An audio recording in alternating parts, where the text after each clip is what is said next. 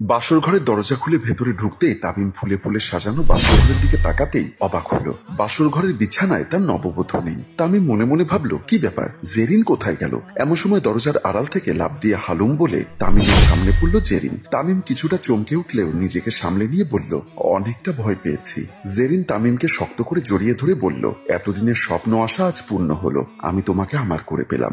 হঠাৎ তামিমের কানের কাছে হাসির শব্দ ভেসে আসলো। বিছানার দিকে তাকাতেই তামিমের হাসিটা যেন কালো মেঘে ছেয়ে গেল। তামিম দেখতে পেল বিছানার কোণে বসে তার বড় ভাই বাবু হাহা করে হাসছে। তামিমের হাত পা কাঁপা শুরু করলো। আস্তে আস্তে জেরিনকে ছেড়ে দিল। জেরিন বুঝতে পারলো তামিমের হাত পা কাঁপছে। জেরিন বলল, কি হয়েছে তোমার, তুমি এভাবে কাঁপছো কেন? তামিম কি বলবে বুঝতে পারছে না। ভয়ে আতঙ্কে তার চোখ বড় বড় হয়ে গেছে। জেরিন কিছুই বুঝতে পারলো না কেন তামিম এমন করছে। জেরিন তামিমের দুই বাহুতে হাত দিতেই তামিম জেরিনকে ধাক্কা দিয়ে সরিয়ে দিয়ে দৌড়ে রুম থেকে বের হয়ে গেল। জেরিন অবাক হয়ে গেল, দৌড়ে রুম থেকে বের হয়ে গেল। তামিম হাঁপাতে হাঁপাতে খাবার টেবিলের সামনে এসে জগ থেকে গ্লাসে পানি ঢেলে ঢকঢক করে এক গ্লাস পানি সব খেয়ে ফেললো। পেছন থেকে জেরিন এসে তামিমের পাশে দাঁড়িয়ে বলল, কি সমস্যা তোমার, মনে হয় তুমি ভূত দেখেছো? কাঁপা কাঁপা কণ্ঠে তামিম বলল, সত্যি আমি ভূত দেখেছি। কি বলছো তুমি, ভূত আসবে কোথা থেকে? আমি আমাদের বাসর ঘরের বিছানায় বাবুকে দেখেছি। কথাটি শোনা মাত্র জেরিন চমকে উঠল। আমাকে দেখে হাহা করে হাসছে। আমি তোমাকে বোঝাতে পারবো না সে কি ভয়ঙ্কর হাসি। জেরিন আমতা আমতা করে বলল, তামিম তুমি কি আমাকে ভয় দেখাচ্ছ? আমি তোমাকে ভয় দেখাচ্ছি না, আর আমি তোমার সাথে মজাও করছি না। যেটা বলছি সত্য বলছি। কিন্তু এটা কিভাবে সম্ভব? এটা তো একদম অসম্ভব। আমিও জানি এটা অসম্ভব, কিন্তু বুঝতে পারছি না আমাদের বাসর ঘরে বাবু কেন আসলো। জেরিন আবার তামিমকে জড়িয়ে ধরে বলল, এটা তোমার মনের ভুল। চলো রুমের ভেতর চলো, আজ তোমাকে আদরে আদরে পাগল করে দেব। এতদিনের আমার শরীরের জ্বালা যন্ত্রণা জুড়াবো। বলেই লিপকিস করতে যাবে এমন সময় তামিম দেখতে পেল ঠিক জেরিনের পেছনে দাঁড়িয়ে বাবু তামিমের দিকে তাকিয়ে ভয়ঙ্কর সেই হাসিটা হাসছে। তামিম জেরিনকে সজোরে ধাক্কা দিয়ে দৌড়ে ড্রয়িং রুমের ভেতরে ঢুকে গেল। জেরিন ছিটকে গিয়ে দেওয়ালের উপরে পড়ল। জেরিনের কপাল ফেটে গেল। কপালে হাত দিয়ে দেখলো হালকা রক্ত বের হচ্ছে। তামিম বাবুকে দেখতে পাচ্ছে, কিন্তু জেরিন দেখতে পাচ্ছে না। আর এই বাবুই বাকে কেন সে তামিমের দিকে তাকিয়ে ভয়ঙ্কর হাসি দিচ্ছে। চলুন আমরা বাবুকে চিনে আসি।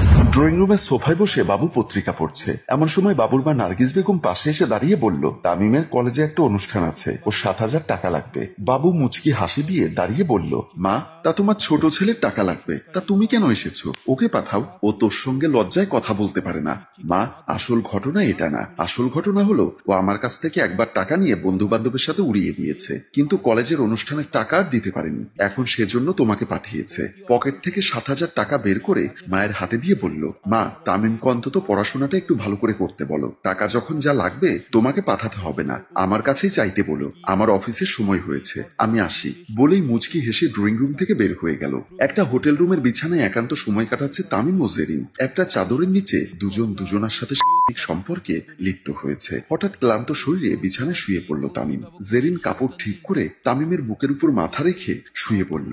এভাবে আর ভালো লাগছে না, এবার তো কিছু একটা করো। তামিম বলল, আমারও ভালো লাগছে না, এখন কি করব বলো? এই হোটেল রুমে তোমাকে খানিক সময়ের জন্য কাছে পেয়ে মন ভরে না। মন চায় সারাদিন সারাক্ষণ তোমার পাশে থাকি আর তোমাকে আদর করি, আর তুমি আমাকে আদর করো। কিন্তু এটা তো সম্ভব নয়। যতটুকু সময় হোটেলে তোমার সাথে কাটাই, এই হোটেলের ভাড়াও অনেক কষ্ট করে ভাইয়ার কাছ থেকে 9-6 বুঝিয়ে জোগাড় করতে হয়। আর তুমি যেভাবে আমাকে কাছে পেতে চাইছো সেটা কোনোদিনও সম্ভব হবে না। কেন হবে না? তুমি কি আমাকে ভালোবাসো না? হ্যাঁ ভালোবাসি। ভালোবাসি বলেই তো পাপ করছি। নিজের বড় ভাইয়ের বউকে হোটেল রুমে নিয়ে এসে তার সাথে সম্পর্ক করছি। কিসের পাপ? কোনো পাপ নেই। আমি তোমাকে ভালোবাসি, তুমিও আমাকে ভালোবাসো। আমরা দুজন দুজনকে বিয়ে করব। কিন্তু কিভাবে সম্ভব? সবই সম্ভব, বুদ্ধি থাকলে উপায় হয়। আমি তোমাকে যেভাবে যেভাবে বলবো তুমি সেভাবে সেভাবে কাজ করবে, দেখবে সবই সম্ভব হবে। কিভাবে, কি কাজ করব? জেরিন তামিমের কানের কাছে মুখ নিয়ে ফিসফিস করে কি যেন বলতে লাগলো। জেরিনের কথা শুনে পলাশের চোখ বড় বড় হয়ে গেল। কাঁপা কাঁপা কণ্ঠে বলল, এটা আমার দ্বারা সম্ভব নয়। জেরিন বিছানা থেকে উত্তেজিত হয়ে দাঁড়িয়ে গিয়ে বলল, তাহলে তোমার দ্বারা কোনটা সম্ভব? দিনের পর দিন আমার দেহ ভোগ করাই শুধু সম্ভব? ভাবি তুমি এটা কি বলছো? আমি তো তোমাকে ভালোবাসি, ভালোবাসো বলেই বলছি। যা বলছি তাই করো, তা না হলে আমার মরা মুখ দেখবে। তামিম ভীষণ টেনশনে পড়ে গেল। আমতা আমতা করে বলল, আচ্ছা ঠিক আছে। সন্ধ্যায় বারান্দার পাশে দাঁড়িয়ে বাবু উদাস মনে আকাশের দিকে তাকিয়ে গুনগুন করে গান গাইছে। এমন সময় তামিম দুহাতে দুটো চায়ের কাপ নিয়ে বারান্দায় এসে বাবুর পাশে দাঁড়ালো। বাবুর হাতে একটা চায়ের কাপ দিয়ে বলল, ভাইয়া বাহিরের পরিবেশটা খুবই সুন্দর, তাই নিজ হাতে তোমার জন্য চা বানিয়ে নিয়ে এসেছি। তুমি চায়ে চুমুক দাও আর গুনগুন করে করে গান গাইতে থাকো। তুই আমার মনের খবর কিভাবে জানলি? সত্যি এখন এক কাপ চা খেতে খুব ইচ্ছা করছিল বলেই চায়ের কাপে চুমুক দিল। বাহ, খুব দারুণ চা বানিয়েছিস। আসলে তামিম, তুই আমাকে খুব ভালোবাসিস, আমিও তোকে অনেক ভালোবাসি, তাই তো আমার ব্যবসার অর্ধেক পার্টনার আমি তোকে বানিয়েছি বলেই আবার চায়ের কাপে চুমুক দিল। বাবুর মুখে এমন কথা শুনে তামিম কিছুটা বিষণ্ণ হয়ে গেল। বিবেকের তাড়নায় অনুশোচনার আগুনে পুড়তে লাগলো। কিন্তু এরই মধ্যে বাবু চায়ের কাপ শেষ করে ফেলেছে। বাবু বলল, তুই তাহলে বারান্দায় দাঁড়িয়ে দাঁড়িয়ে চা খা, আমি একটু ওয়াশরুম থেকে আসি বলেই বাবু চলে গেল। তামিম কি করবে বুঝতে পারছে না, টেনশনে অস্থির হয়ে উঠল। বাবু বেডরুমে প্রবেশ করলো। বিছানার উপরে উঠে বসতেই বুকের বাপাশে ব্যথা অনুভব করলো। বুকটা চেপে ধরে জেরিন জেরিন বলে ডাক দিল। জেরিন দৌড়ে বেডরুমের ভেতরে এসে বিছানার কাছে দাঁড়িয়ে পড়ল। কি হয়েছে, ডাকছো কেন? আমার বুকে প্রচন্ড ব্যথা করছে, তুমি আমার পাশে বসো তো।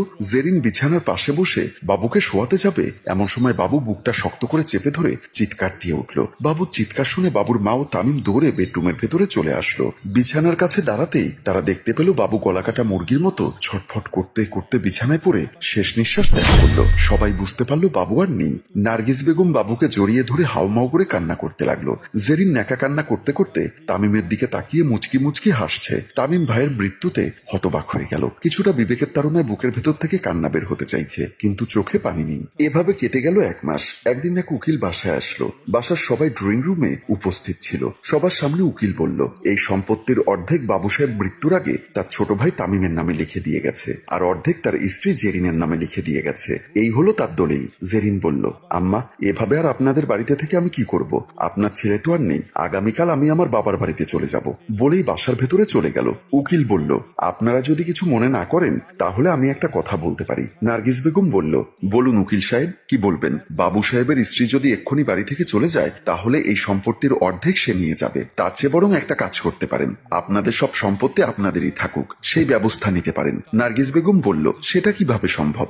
তামিম তো এখনো অবিবাহিত, তামিমের সাথে জেরিনের বিবাহ দিয়ে দিন, তাহলে ঘরের বউ ঘরেই থাকবে, আর সম্পত্তি হাতছাড়া হবে না। তামিম কোনো কথা বলল না, চুপচাপ বসে রইল। নার্গিস বেগম বলল, তামিম, তুই কি এই বিয়েতে রাজি? তুমি যেটা ভালো মনে করো সেটাই করো বলেই বাসার ভেতরে চলে গেল। নার্গিস বেগমের মুখে হাসি ফুটল। উকিল সাহেব, আপনি খুব ভালো একটা বুদ্ধি দিয়েছেন, আমি যেভাবেই হোক বৌমাকে রাজি করাবো, সম্পত্তি আমি হাতছাড়া করব না। জেরিন কপালে হাত দিয়ে আস্তে আস্তে দাঁড়িয়ে বাসার চতুর্দিকে তাকালো। মনে মনে ভাবলো, তামিম এসব কি বলছে? বাস্তবে এটা কি কোনোদিনই সম্ভব? আমি তো কিছুই বুঝতে পারছি না। এমন সময় ড্রয়িং রুম থেকে একটা চিৎকারের আওয়াজ তার কানে ভেসে আসলো। জেরিন দৌড়ে ড্রয়িং রুমের দিকে চলে গেল। ড্রয়িং রুমে ঢুকতেই চমকে উঠল। সোফার পাশে ফ্লোরে পড়ে তামিম গলাকাটা মুরগির মতো ছটফট করছে। জেরিন দৌড়ে তামিমের কাছে এসে তামিমকে ধরে কান্না করতে লাগলো। চিৎকার দিয়ে তার শাশুড়িকে ডাক দিল। নার্গিস বেগম দৌড়ে এসে এমন দৃশ্য দেখে সেও কান্না করতে লাগলো। তামিম ছটফট করতে করতে শেষ নিঃশ্বাস ত্যাগ করলো। নার্গিস বেগম হাউমাউ করে কান্না করতে লাগলো। জেরিন কান্না করছে, কিন্তু একটা প্রশ্ন তার মাথায় ঘুরপাক খাচ্ছে। ভালো মানুষটা ড্রয়িং রুমের ভেতরে ঢুকলো, কিন্তু আমি আসতে আসতেই এর মধ্যে এমন ছটফট করে মৃত্যুবরণ করলো, কারণটা কি? এমন সময় জেরিনের চোখ পড়ল তার শাশুড়ির পেছনে। সেও দেখলো, দেখতে পেল শাশুড়ির পেছনে দাঁড়িয়ে বাবু তার দিকে তাকিয়ে ভয়ঙ্কর হাসি হাসছে। জেরিনের ভয়ে আতঙ্কে কলিজা শুকিয়ে কাঠ হয়ে গেল। নার্গিস বেগম তামিম তামিম বলে চিৎকার দিয়ে কান্না করছে। প্রিয় ভিউয়ার্স, গল্পটি কাল্পনিক, কিন্তু বাস্তবে এমন তামিম ও জেরিন অনেক আছে যারা পরকীয়ার কারণে আপনজনকে করতেও দ্বিধাবোধ করে না। তাদের যদি বাস্তবে এমন শাস্তি হতো তাহলে হয়তো পরকীয়া নামক শব্দটি পৃথিবীর বুক থেকে বিলুপ্ত হয়ে যেত। সেটা কি ভালো হতো? মন্তব্য করে জানিয়ে দিন। গল্পটি ভালো লাগলে লাইক, কমেন্ট ও শেয়ার করুন।